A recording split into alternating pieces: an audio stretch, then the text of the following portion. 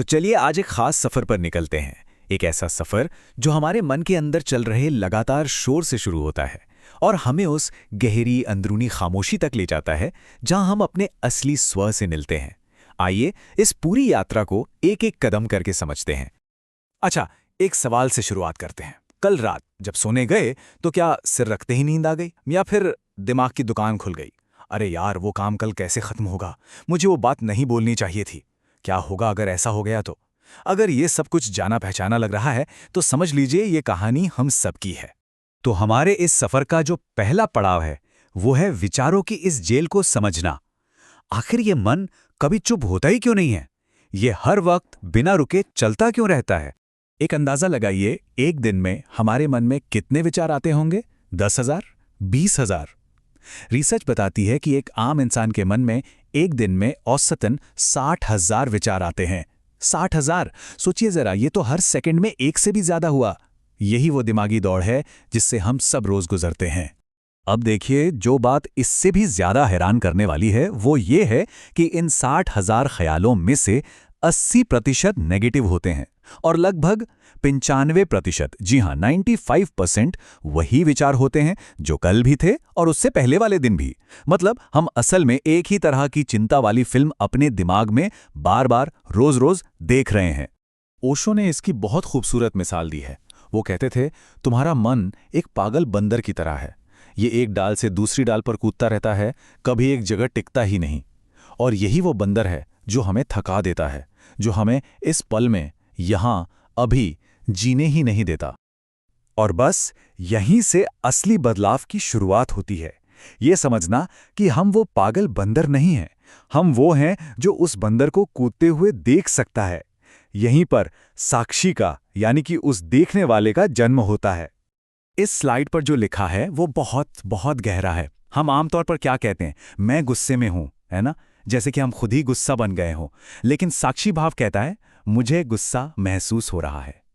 भाषा में ये एक छोटा सा बदलाव है, लेकिन देखिए, एक दूरी बन गई। आप भावना नहीं है, आप तो बस उस भावना को महसूस करने वाले हैं। इसे ऐसे भी समझ सकते हैं, हमारे विचार और हमारी भावनाएं, ये सब आसमान में तैरते बादलों की तरह है। आते हैं, कुछ देर रहते हैं और फिर चले जाते हैं। लेकिन हम वो आसमान हैं जो हमेशा वहीं रहता है।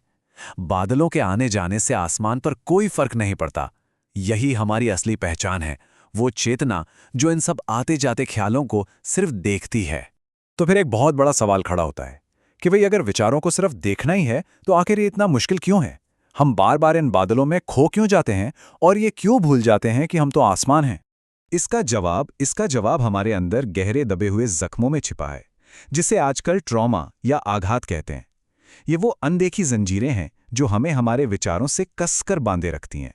ट्रॉमा के एक बहुत बड़े एक्सपर्ट हैं, बेसिल वैन डर कोल्क। वो कहते हैं, ट्रॉमा वो बुरी घटना नहीं है जो आपके साथ हुई, ट्रॉमा वो घाव है जो उस घटना की वजह से आपके अंदर रह गया। ये समझना बहुत बहुत जरूरी है। ट्रॉमा कोई कमजोरी नहीं है, ये एक ऐसा जख्म है जिसे भरने की जरूरत है। ट्रॉमा को ऐसे समझिए जैसे वक्त कहीं पर जाकर जम गया हो, फ्रीज हो गया हो। और जब आज हमारी जिंदगी में कोई ऐसी बात होती है जो उस पुराने जमे हुए पल की याद दिलाती है, तो हम अपनी आज की उम्र से रिएक्ट नहीं करते। नहीं, हम उसी उम्र से रिएक्ट करते हैं जिस उम्र में वो पल जमा था। इसीलिए कभी-कभी एक 70 साल का इंसान भी 5 साल के बच्चे की तरह बर्ताव कर सकता है, क्योंकि दर्द तो उस 5 साल के बच्चे का है। और जानते हैं, ये दर्द सिर्फ मन में नहीं रहता, ये हमारे शरीर में जाके बस जाता है।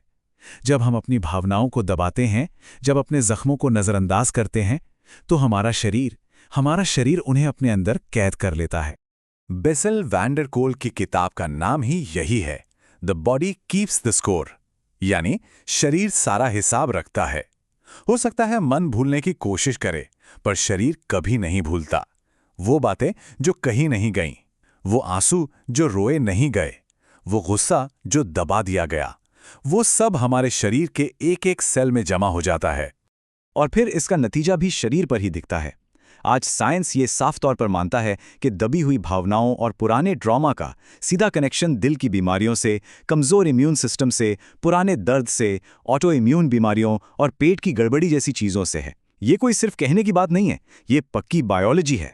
तो अब हम अपने इस यात्रा के आखिरी और सबसे खूबसूरत पड़ाव पर पहुंचते हैं, जब हम उस साक्षी भाव को साध लेते हैं, अपने अंदर के जख्मों को हिम्मत से देखना शुरू करते हैं और शरीर में फंसी भावनाओं को आज़ाद करते हैं। तब हम एक ऐसी अवस्था में पहुंचते हैं जिसे भारत के दर्शन में कहा गया है स्वस्थ। स्व, जरा इस शब्द को तोड़कर देखिए। स्व में स्थित, यानी अपने आप में स्थित हो जाना। यही स्वास्थ्य की हमारी सबसे पुरानी, सबसे गहरी परिभाषा है। सेहत का मतलब सिर्फ बीमारियों का ना होना नहीं है। सेहत का असली मतलब अपने असली स्वरूप में, अपनी उस साक्षी चेतना में पूरी तरह से टिक जाना, स्थापित हो जाना। और ये समझना सबसे जरूरी है, इस पूरी यात्रा का मकसद विचारों को रोकना है ही नहीं। आप उन्हें रोक सकते भी नहीं। मकसद तो उस गहरी खामोशी को खोजना है जिसमें से ये सारे विचार पैदा होते हैं। उस आसमान को महसूस करना है जिसमें ये बादल आते और जाते रहते हैं। तो आखिर में ये एक सवाल हम सब के लिए है। विचार तो कभी नहीं रुकेंगे, वो अपना काम करते रहेंगे, पर क्या हम अपने अंदर उस शांत जगह को, उस खामोश स्पेस को खोज सकते हैं जहां से ये सब कुछ उभरता है? बस उसी को खोज लेना ही स्वस्थ होने का अनुभव है।